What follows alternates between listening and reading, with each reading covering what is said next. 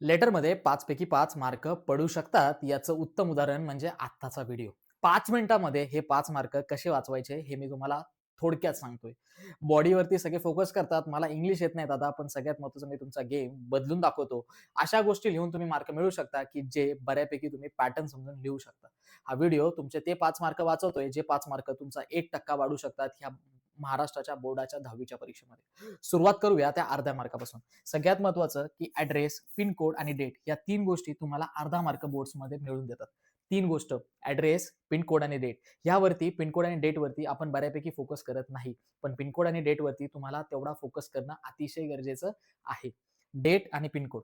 Next सॅल्युटेशन म्हणजे respected sir, dear हा शब्द लिहितो आपण. ह्याला सुद्धा बोर्डाने अर्धा मार्क प्रदान केलेला आहे.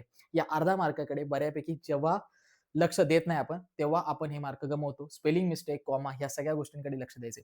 बॉडीवरती खूप जण बऱ्यापैकी 2 पॅराग्राफमध्ये पत्र संपवतात, फॉर्मल पत्र किंवा इन्फॉर्मल पत्र. पण क्लिअरली मी तुम्हाला सांगतोय, जर तुम्हाला वेगळं स्टँड करायचं असेल या महाराष्ट्राच्या बोर्डाच्या पेपरमध्ये, तर एक गोष्ट तुम्हाला प्रॉपरली समजून घ्यायची. तुमचे 3 ते 4 पॅराग्राफ असणं अनिवार्य आहे आणि मी नेहमी सांगेल, की 4 पॅराग्राफवरती जावा. म्हणजे तुमचं पत्र तेवढं उठून दिसतं आणि सगळ्या गोष्टी त्याच्यामध्ये मांडल्या आहेत, हे एक्झामिनरला पटतं आणि तो बऱ्यापैकी मार्क तुम्हाला बॉडीमध्ये देतो.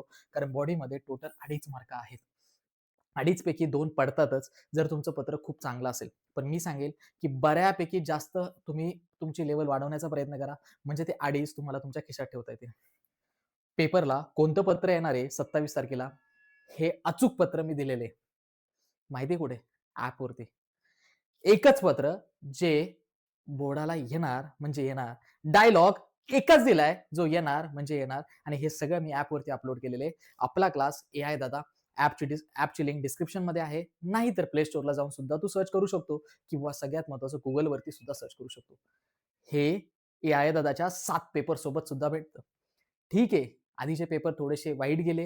येणारे पेपर माहीत नाही दादा कसे येणार आहे. पण एआय दादाचे 7 पेपर ज्याने सिद्ध केले, की बोर्डाला जे प्रश्न 2026 ला येत आहे, ते बऱ्यापैकी आधीच एआयला ठाऊक होते आणि ते पुरावे मी YouTubeला व्हिडिओमध्ये देखील टाकलेले आहेत.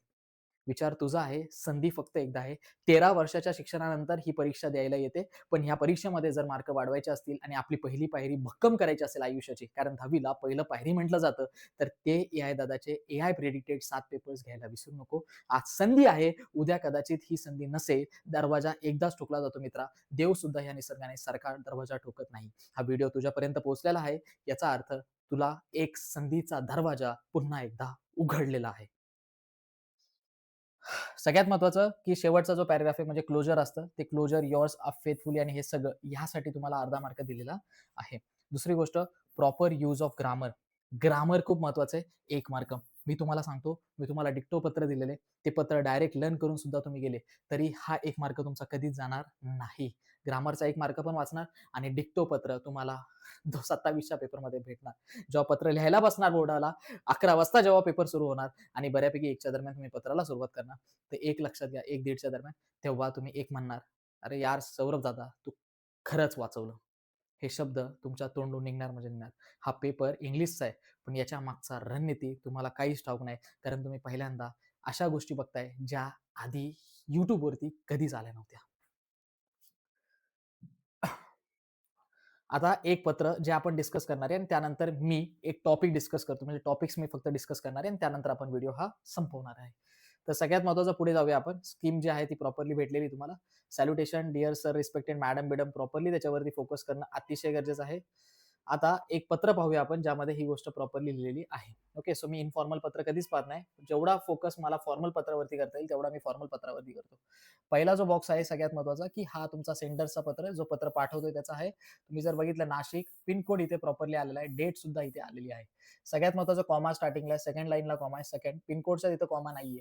एक लक्षात घ्या जिथं पिन कोड आहे तिथं कॉमा नाहीये. हे प्रॉपरली तुम्ही तुमच्या सगळ्या लेटर्समध्ये तुमच्याकडे पुस्तकं आहे. बऱ्यापैकी जे शिक्षकांनी सुद्धा पत्र दिले असतील ते सगळे तुमच्याकडे आहेत आणि तुम्ही याच्यावरती फोकस करून पाहिलं पाहिजे, की पिन कोड नंतर कॉमा नसतोय. त्यानंतर डेट नंतर तुम्हाला इथे बऱ्यापैकी फुल स्टॉप दिसतो. सो ही गोष्ट जी आहे ती मी प्रॉपरली तुम्हाला फॉर्मॅटसाठी सांगतोय. तुम्ही properly 1 of March 2026 to to the organiser, comma, comma, comma. टूच्या नंतर कॉमा त्यांनी काढलेला आहे. पुणे, पिनकोड नंतर कॉमा नाहीये. इथं नीट प्रॉपरली बघू शकता. सब्जेक्ट, सेमिकोलॉन खूप महत्वाचं आहे. इथं लाईन सोडणं अतिशय गरजेचं आहे. लाईन सोडा इथं, म्हणजे तुमचं प्रेझेंटेशन प्रॉपरली दिसेल. कारण सगळ्यात महत्त्वाचं सब्जेक्टला वरती आणि खाली लाईन सोडणं गरजेचं आहे आणि लाईन सोडत जा. ठीक आहे. मी स्लो का जातोय, की अशा विद्यार्थ्यांसाठी ज्यांना माझा व्हिडिओ प्रॉपरली समजेल आणि ते उद्या अशा गोष्टी चुकवणार नाही. सायन्समध्ये 3 मार्काला कोणता प्रश्न येणार आहे, हे पुढचं पुढे. तो पाठ केल्यानंतर तोच येणार आहे, हा खूप मोठा प्रश्न आहे. पण मी एक सांगतो, एक लेटर अख्खे 5 मार्क खिशात. हे मी आत्ता दावा करू शकतो. सो नक्की ॲप डाउनलोड करून घ्या. पुढे गेल्यानंतर सगळ्यात महत्त्वाचा सब्जेक्ट नंतर हा कोलन खूप गरजेचा आहे. हा कोलन दिल्यानंतर तुम्ही तुमचं संपूर्ण सब्जेक्टची ओळ लिहू शकता आणि शेवटी फुल स्टॉप असणं गरजेचं आहे. डिअर सर, रिस्पेक्टेड सर वरती तुम्ही फोकस केला पाहिजे आणि बऱ्यापैकी पॅराग्राफ त्यांचे प्रॉपरली तुम्ही बघू शकता, की पॅराग्राफ जे आहे डिअर म्हणजे रिस्पेक्टेड सर जिथं आहे, तिथंच तुमचा पॅराग्राफ चालू होतो. रिस्पेक्टेड सर नंतर तुम्हाला कॉमा द्यायचा आहे. पहिला पॅराग्राफ इथे संपलेला आहे. इथे लाईन तुम्हाला सोडायची. तुम्हाला प्रॉपरली समजत असेल, लाईन सोडल्याशिवाय तुम्हाला कळणार नाही, की हा माझा पॅराग्राफ संपलेला आहे. त्यानंतर दुसरा पॅराग्राफ चालू झाला. दुसऱ्या पॅराग्राफ नंतर बऱ्यापैकी परत एकदा दुसरा पॅराग्राफ त्यांचा इथे संपला. इथे फुल स्टॉप आहे. इथं त्यांचा दुसरा पॅराग्राफ संपला. इथं लाईन सोडायची तुम्हाला पुन्हा एकदा आणि त्यानंतर पुन्हा एकदा तिसरा पॅराग्राफ तुमचा चालू झालेला आहे. थँकिंग यू, युअर सिन्सिअरली आणि तुमचं नाव. सिन्सिअर नंतर कॉमा असणं गरजेचं आहे. थँकिंग यू नंतर कॉमा असणं गरजेचं आहे. पण नावानंतर फुल स्टॉप असणं गरजेचं नाहीये. हे लक्षात असू द्या. नावानंतर इथे काहीच नाहीये. युअर नेम आणि याच्यानंतर काहीच नाहीये. सो ही गोष्ट तुम्हाला आता समजली असेल. का 3 पॅराग्राफ्स गरजेचे आहेत? का 4 पॅराग्राफ गरजेचे आहेत? जेणेकरून तुमचं पत्र हे बाकीच्या इतर विद्यार्थ्यांपासून वेगळं स्टँड करतं. ओके. टॉपिक वरती जर बोलायचं गेलं तर कोणत्या टॉपिक्स वरती पत्र येणार आहे? एक व्हिडिओ माझा येतोय. तो व्हिडिओ तुम्ही प्रॉपरली बघितला पाहिजे आणि सिक्रेट व्हिडिओ माझा ॲपवरती अपलोडेड आहे. Secret video. दरवेळेस मी ही गोष्ट बोलून तुम्ही दरवेळेस ती गोष्ट दुर्लक्षित केली. आता पुन्हा एकदा दुर्लक्षित करू नका. हा पेपर म्हणजे आपले पर्सेंटेज वाढवणारा एक सब्जेक्ट आहे. मराठीचा भाषा, संस्कृत, हिंदी हे पेपर कसे गेलेत आणि कसे जाणार आहे माहीत नाही. पण इंग्लिश ज्याच्या हातात आहे त्याला सगळं भेटणार आहे. म्हणजे सगळं भेटलेलं आहे. पेपरला पार म्हणजे डिक्टो तो पाठ करून गेला ना कॉम्प्रिहेन्शन, तरी डायरेक्टली तो उतरू शकतो. एवढ्या लेव्हलला हा पेपर बनलेला आहे. पुढे गेलं पुढे गेल्यानंतर सगळ्यात पहिलं की कोणत्या-कोणत्या सब्जेक्ट्सवरती त्यांनी बेस्ड ऑन द एक लक्षात घ्या, की माहिती मिळवणारं पत्र हे म्हणजे सगळ्यात इम्पोर्टंट इन्फॉर्मेशन म्हणजे तुम्हाला इन्फॉर्मेशन हवी आहे. त्यासाठी तुम्हाला विनंती पत्र करायचंय. म्हणजे मला माहिती हवी. हा एक पत्र खूप कॉमन आहे.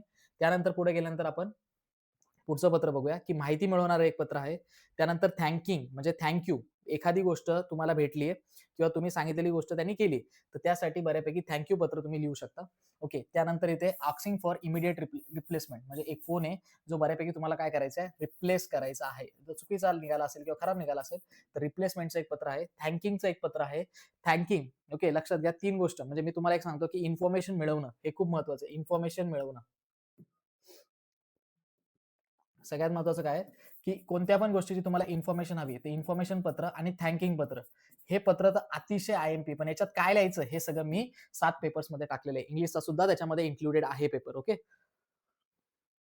नेक्स्ट पत्र जे आहे ते बघू आपण कशावरती आहे आणि त्याच्यावरती आपण प्रॉपरली घेऊ. इथे the Times of India organise a workshop on then use above points you can also use your own point. Write a letter to the auditor. Okay.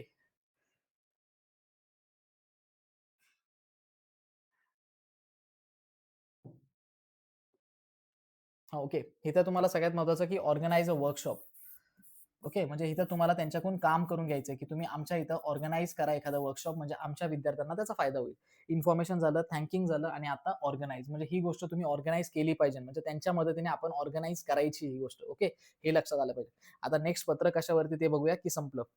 नाही आहे इथे. इथे आहे write a letter to a library officer thanking. इथे आलं बघा thanking. सगळ्यात महत्वाचा हा पत्र आला थँकिंगचा. सो असे खूप, खूप कमी टॉपिक्स आहेत, ज्यावरती तुम्ही भर दिला पाहिजे आणि एवढं सगळं नाही करायचंय. दादा मला फक्त एकच दे, जे मी बऱ्यापैकी पेपरला लिहू शकतो. त्यासाठी भाई तुला आपला क्लास ॲप डाउनलोड करावा लागेल. एआय दादाचा ॲप डाउनलोड करावा लागेल किंवा Googleवरती जाऊन सर्च करावं लागेल. सगळ्यात महत्त्वाचं मी एक सांगेल, की पूर्ण कंटेंट ह्या म्हणजे YouTube चॅनलवरचं बघून घ्या. जेणेकरून हा बेनिफिट तुम्हाला होईल आणि तुम्ही बऱ्यापैकी उद्याच्या पेपरला स्कोरच करून टाकाल. भेटूया नेक्स्ट व्हिडिओमध्ये. कारण डायलॉगची पण बारी आहे. न्यूज रिपोर्ट, ॲप्रिसिएशन सुद्धा मी घेतलेलं आहे. फक्त व्हिडिओ सगळे बघणं, शेवटपर्यंत बघणं गरजेचे आहेत.